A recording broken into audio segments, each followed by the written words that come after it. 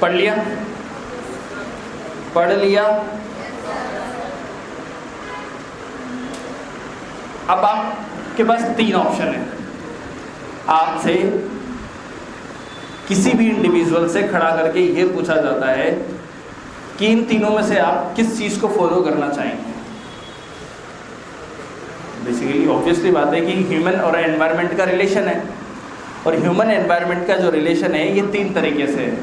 और 3 तरीके से इसलिए ऐसे है कि एक में जो है वो नेचर डोमिनेंट है, और प्रकृति जो है वो नेचर डोमिनेंट है, और मनुष्य क्या है उसका दास, मतलब प्रकृति स्वामिनी है और मानव उसका दास है। दूसरे वाले में क्या है, मानव दास है, प्रकृति को वो किसी भी तरह चाहे यूज कर सकता है। और तीसरा है नवनिश्चयवाद, जिसमें सस्टेनेबल डेवलपमेंट गोल्स, आपने SDG पढ़े होंगे। SDG नाम सुना है? 17 गोल होते हैं उसके अंदर, 17 गोल होते हैं, याद ना? पढ़े होंगे। तो आप इन तीनों में से किसकी तरफ जाना चाहेंगे? क्यों? बिल्कुल, क्योंकि उसमें यह कहा गया है कि आप प्रकृति का यूज करोगे। डेफिनेटली हम 2 चीजें, एक है डेवलपमेंट करना, है ना, विकास की प्रक्रिया में प्रकृति को हम कंजर्व इतना नहीं रख सकते, है ना। हम सब जानते हैं कि प्रकृति का हमें दोहन तो करना ही पड़ेगा। अगर हमें हाईवेज चाहिए, हमें बड़े बड़े स्टेडियम चाहिए, क्रिकेट स्टेडियम चाहिए, या फिर हमें बड़ी बड़ी अपार्टमेंट्स चाहिए, ऑफिस चाहिए, बिल्डिंग्स चाहिए, तो हमें जंगलों को साफ तो करना ही पड़ेगा। तो ये कहता है संभववाद, जितनी पॉसिबिलिटीज होती है हमें नेचर को एक्सप्लॉइट करना है, जितना हमें पॉसिबल है एक्सप्लॉइट करके उसका यूज करना है जब तक हम इस अर्थ पर हैं। हमें आने वालों के लिए कुछ नहीं छोड़ना है।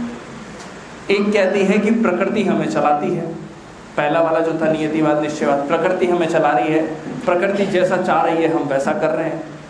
तीसरा था नवनिश्चयवाद, हमें प्रकृति का दोहन इस तरह से करना है कि हमारे आने वाले जनरेशन्स के लिए भी हमें बहुत कुछ छोड़ करके जाना है। Got it? तो ये इसके बारे में कुछ बातें थी, यहाँ तक बना लो, फिर इसके बारे में हम आगे चर्चा करेंगे। कहा गया ये ऑर्गेनिज्म।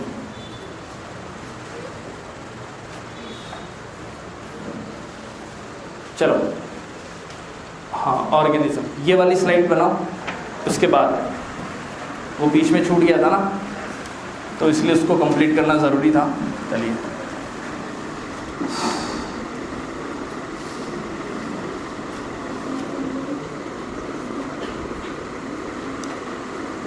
जल्दी करो, फिर एक क्वेश्चन मैं आपसे पूछूंगा।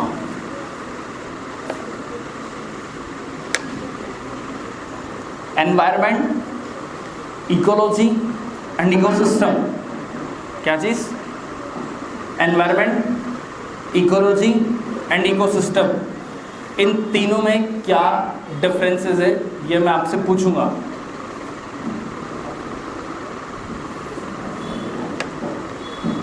कुछ लोग लिखेंगे ही नहीं है बहुत देर तक कि हमने तो लिखा ही नहीं अभी।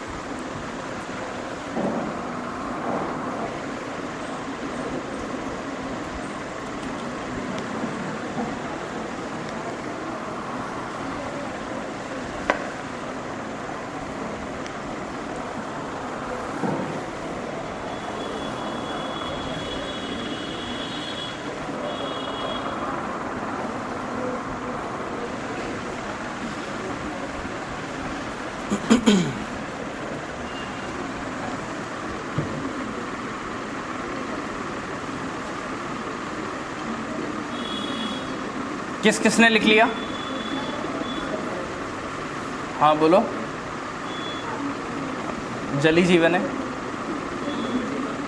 इसके बिना तो क्या है।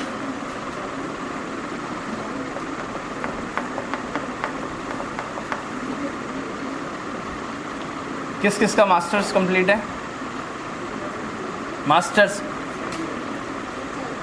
सेकंड ग्रेड, सेकंड ईयर बोलो ना, सेकंड ग्रेड।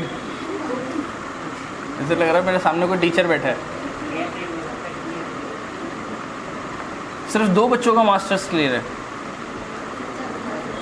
चल रहा है। हाँ तो चलना है, किसका अपीयरिंग है? किसने परसीव कर रखा है अभी मास्टर्स? कोई साइंस स्ट्रीम से है मास्टर्स? कौन सा है? केमिस्ट्री। ओके,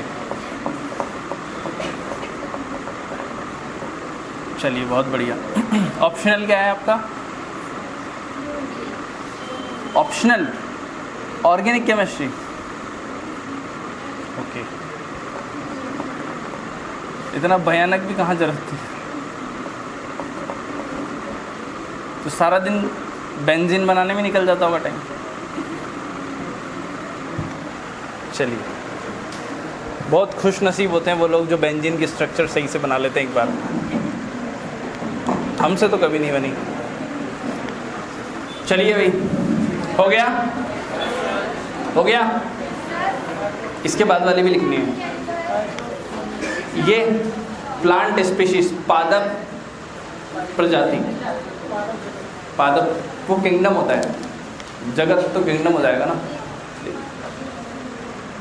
पादप प्रजाति, ठीक है? हो गई ये वाली स्लाइड? नहीं हुई? बिस्तर बिस्तर लगा दो यार। चलिए, इस एरिया में गर्मी ज़्यादा लगती होगी ना, तो यहाँ क्यों बैठते हो फिर आप? अच्छा, आगे बैठने के लिए बैठना पड़ता है, कुछ पाने के लिए कुछ होना पड़ता है। कौन बोला? हो गया? कॉन्ग्रेचुलेशंस, हो गया सबका? चलो, इसके अगली वाली भी चेप दो, ये वाली, ये वाली और ये वाली भी बना देना।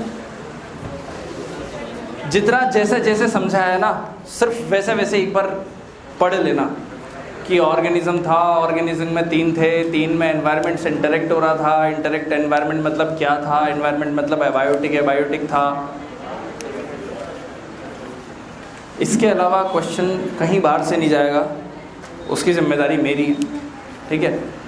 बाकी स्टैटिक पार्ट पढ़ना बहुत अपने आप में बहुत इम्पोर्टेंट है। जितना स्टैटिक पार्ट हम कमांड करेंगे ना, करंट अफेयर तो चलती फिरती चीज़ है, उसको तो जब तक स्टैटिक ही याद नहीं होगा, करंट याद कैसे हो जाएगा? तो ये आपको फॉरेस्ट पॉलिसी याद करनी है ना, तो आप कैसे याद करोगे? आपको बायोडाइवर्सिटी याद करनी है, कैसे याद करोगे? नेशनल पार्क्स याद करने, नेशनल पार्क्स क्या होते हैं, कैसे काम करते हैं, वो करंट अफेयर में आता है definitely. But static part her subject का, चाहे इकोनॉमिक्स हो, इकोनॉमिक्स में आप जब तक रेपो रेट याद नहीं करोगे, रिवर्स रेपो रेट याद नहीं करोगे, है ना, तो आप डिफाइन कैसे, आगे की चीज़ करंट अफेयर याद कैसे करोगे कि लोन महंगा क्यों हो रहा है? याद कैसे करोगे जब आपको रेपो रेट याद नहीं है, रिवर्स रेपो रेट याद नहीं है? आरबीआई किसको देती है, आरबीआई में कौन सा यूज़ होता है, रेपो रेट होता है, रिवर्स रेपो रेट होता है। तो उन सब की चीज़ें, बेसिक चीज़ें बहुत ज़रूरी है। किसी भी चीज़ के लिए बेसिक स्टैटिक पढ़ना बहुत ज़रूरी है। और जितना बेसिक को रिवाइज़ करोगे, अपने रिवीजन में 40% टाइम लगभग आप अपने स्टैटिक को दीजिए, आपका करंट अफेयर चुटकियों में हो जाएगा। आपको क्या करना है, करंट अफेयर में यही तो हेडलाइन पढ़नी है कि रेपो रेट जो है वो इतने % बढ़ गई। अब आप जैसे ही वो लाइन पढ़ोगे, आपके दिमाग में आ जाएगी यार रेपो रेट बढ़ गई, मतलब आरबीआई ने लोन देना उसको महंगा कर दिया होगा, तो वो महंगा करेगा तो बैंक भी महंगा करेगा, अगर वो महंगा करेगा तो मनी का सर्कुलेशन कम हो जाएगा। तो अपने आप चीज़ें अपने आप फ्लो में बनती जाएंगी। पर आप ज़बरदस्ती उसको रट के बैठोगे, यार करंट अफेयर है, करंट अफेयर है, करंट अफेयर है, महंगा कर दिया, महंगा कर दिया। बेसिक पे तो जाओ, महंगा कर दिया, महंगे करने के फ़ायदे नुकसान क्या है वो ज़्यादा ज़रूरी है। एप्लीकेशंस ज़्यादा ज़रूरी है, एप्लीकेशंस पे फोकस करो। भाई डेटा तो पूछेगी नहीं, भाई इस बार कितना % वो बढ़ाया था, पूछेगा क्या यूपीएससी? ऐसा क्वेश्चन तो पूछेगा नहीं वो। चलिए, हो गया जल वितरण कार्यक्रम, चेप दिया। अगली वाली निकाल दूं?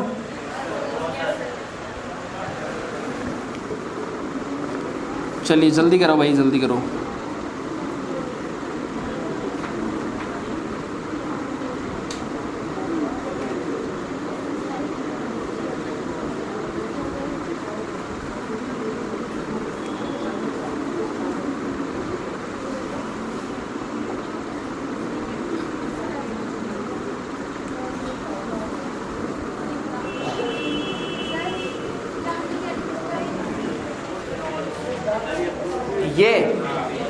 ये प्रोडक्टिविटी लिखा है, आप इसको उत्पादकता लिख लो। हाँ, मतलब अगर नहीं भी लिखोगे तो ऐसा कुछ नुकसान होगा नहीं, क्योंकि ये तो मैंने सिर्फ समझाने के लिए लिखा है। ये मैं क्वेश्चन पूछ रहा था ना आपसे, तो मैंने उसके लिए लिखा है कि यहाँ पर प्रोडक्टिविटी क्या होगी, ऐसा मैं लिखना चाह रहा था। ठीक है, तो इतना लिख लिया हो तो आप इसकी जगह यहाँ पर ज़्यादा बेहतर होगा कि आप इसको ज़्यादा अच्छे से लिखें कि उत्पादकता जो है वो Z की ज़्यादा होगी X के कंपैरेटिवली और Y के कंपैरेटिवली। और X और Y में किसकी ज़्यादा होगी ये डिपेंड करेगा वहाँ पर यूनिट कितना प्रोडक्शन हो रहा है ना। वो अपन प्रोडक्टिविटी के अंदर स्पेशल देख लेंगे कि किसके अंदर ज़्यादा होती है। अपन हायरार्की जब सेट करेंगे कि ट्रॉपिकल रेन फॉरेस्ट की ज़्यादा होती है, डेसिडुअस की ज़्यादा होती है, कॉनिफर्स की ज़्यादा होती है, तो उस टाइम पे हम लोग इसकी देख लेंगे, है ना। चलिए,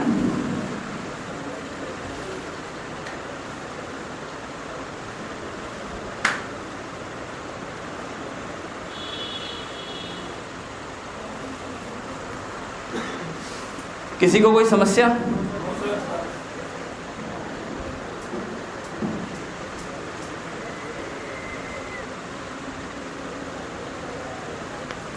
इकोसिस्टम तक आ गए थे अपन, है ना। अब इकोसिस्टम के बाद हमें क्या बनाना है? बायोम।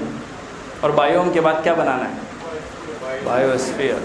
दो ही चीज़ें बनानी है और फिर इन सबको, ऑर्गेनिज्म को, पॉपुलेशन को, इनको सबको एक एक करके लिखना है। लिखना है ना।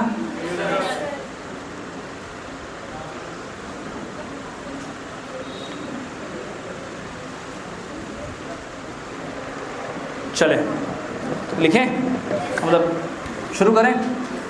हो गया भाई सभी का? चलिए, तो मुझे पहले एक सवाल का जवाब दीजिए कि एनवायरनमेंट, इकोलॉजी और इकोसिस्टम, इन तीनों से आप क्या समझते हैं? तीन टर्म मैंने आपको बताई है, दिख रहा है? दिख रहा है क्या?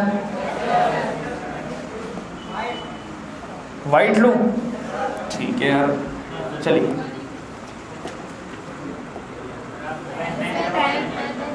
सॉरी, एनवायरनमेंट, इकोलॉजी और इकोसिस्टम। अगर इन तीनों के बारे में आपसे कोई पूछ ले तो आप क्या डिफाइन करोगे? आप कैसे डिफाइन करोगे? Anybody else? Please raise your hand. कोई भी एक अपना हाथ खड़ा करें। बोलो, हाँ बोलो, थोड़ा जोर से बोलो, ब्रेकफास्ट मैं करवा दूंगा।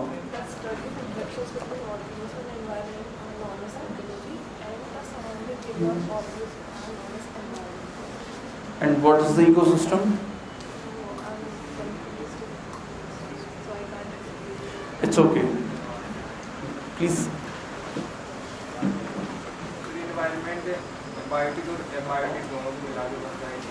ठीक है, और एनवायरनमेंट जो इंटरसेक्शन होता है उसे इकोलॉजी बोलते हैं, इकोसिस्टम होता है बायोटिक और एबायोटिक। ठीक है, चलिए, तो बहुत बढ़िया। इस तरह का कुछ कॉन्फिडेंस, हाँ बिल्कुल बिल्कुल हो गया, सब कुछ आ गया।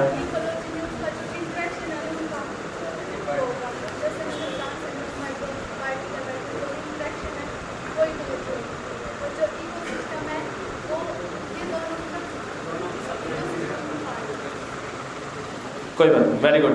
चलिए, तो डेफिनेटली हमने क्या देखा था कि एक ऑर्गेनिज्म है, एक फिर ऑर्गेनिज्म आ गया, एक ऑर्गेनिज्म है और ये एनवायरनमेंट के साथ इंटरेक्शन कर रहा है। तो एनवायरनमेंट का मतलब तो सबको समझ में आ ही गया था, बायोटिक और एबायोटिक, समझ में आ गया था। अब इन दोनों के बीच में इनके इंटरेक्शंस हो रहे हैं, इसकी स्टडी को हमने इकोलॉजी कहा था। ठीक है, लिख दिया मैंने, आप समझ जाना, इकोलॉजी कहा था। इकोसिस्टम क्या होता है? इकोसिस्टम बायोटिक और एबायोटिक के बीच में, बताया था ना अभी कि इकोसिस्टम में पहली बार बायोटिक के साथ साथ एबायोटिक फैक्टर्स भी इंक्लूड होते हैं। तो इकोसिस्टम में क्या आएगा? इकोसिस्टम में बायोटिक और एबायोटिक के बीच का इंटरेक्शन जो है वो इकोसिस्टम के अंदर आएगा। और ऑर्गेनिज्म और एनवायरनमेंट के बीच के इंटरेक्शंस की स्टडी को हम इकोलॉजी कह रहे हैं। या फिर एक मिनट, या फिर आप ऐसा भी कह सकते हो कि ये एनवायरनमेंट है ना, और एनवायरनमेंट में क्या है? बायोटिक और एबायोटिक है, कह सकते हो। और इनके बीच में इंटरेक्शन चल रहा है ना, और बायोटिक और एबायोटिक के बीच में इंटरेक्शन चलने की वजह से क्या बन रहा है? और इसकी स्टडी को इकोलॉजी कह दिया। नहीं समझे? समझ गए भाई? अल्टीमेटली हमें इन दोनों के इंटरेक्शंस की स्टडी करनी थी। अब मैं एनवायरनमेंट की स्टडी बोलूँ या ऑर्गेनिज्म की, बायोटिक एबायोटिक, क्योंकि ऑर्गेनिज्म भी तो बायोटिक में वही तो एनवायरनमेंट का ही तो पार्ट है ऑर्गेनिज्म। तो मैं ये भी तो कह सकता हूँ ना कि ऑर्गेनिज्म की एबायोटिक फैक्टर्स के साथ इंटरेक्शंस, तो बायोटिक और एबायोटिक का इंटरेक्शंस को हमने इकोसिस्टम कह दिया और इकोसिस्टम की स्टडी को हमने इकोलॉजी कह दिया। नहीं आया यार? टफ हो रहा है क्या? समझ में आई बात? क्या वापस बताएं? क्या वापस बताऊं? देखो, हमने ये कहा था कि ऑर्गेनिज्म जो है वो अपने सराउंडिंग में जहां भी वो रहता है वहां पर वो इंटरेक्शन करता है, मतलब उसका आसपास के जो भी एनवायरनमेंट है उसके साथ वो इंटरेक्शन करता है। इसकी बैटरी जा रही है क्या? कट क्यों रही है आवाज बीच बीच में?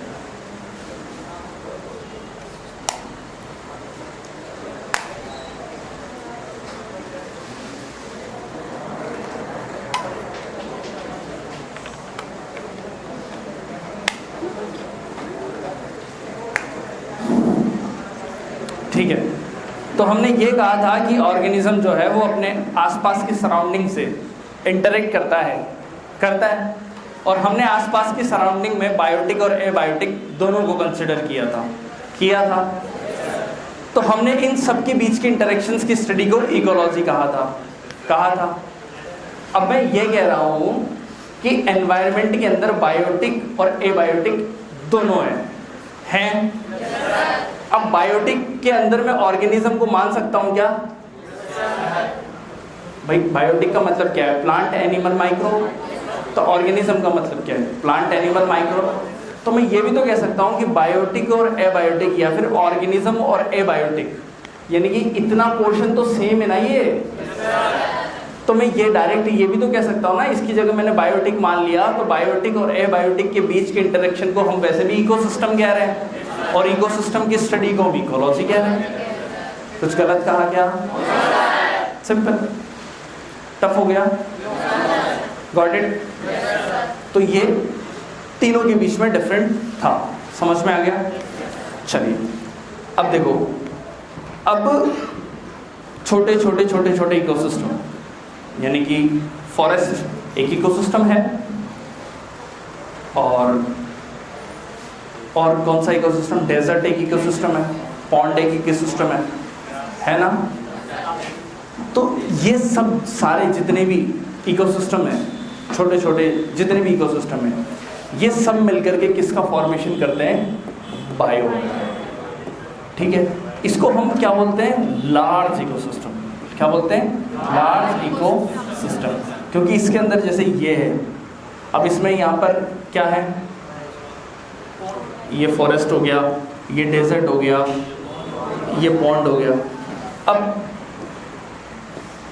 ये कोई फॉरेस्ट है। अब इस एक पूरी रेंज के अगर अकॉर्डिंग अपन नाम दे दें इसको ट्रॉपिकल रेन फॉरेस्ट, तो वो क्या है? बायोम। बड़ी टर्म है क्योंकि उसके अंदर क्या होगा, एक रिवर भी बह रही होगी यहाँ पे, पॉन्ड भी होंगे यहाँ पे, तो छोटे छोटे इकोसिस्टम मिलकर के क्या बनाते हैं? बायोम का फॉर्मेशन करते हैं। तो उसको हम क्या बोलेंगे? एक लार्ज इकोसिस्टम हम कहेंगे। ठीक है, समझ में आ गई बात? ठीक है, अब इसकी स्पीशीज क्या होगी ये हम ज्योग्राफी के अंदर बड़े आराम से पढ़ते हैं, ध्यान से पढ़ते हैं ना। ठीक है, दूसरा, अब बायोम के बाद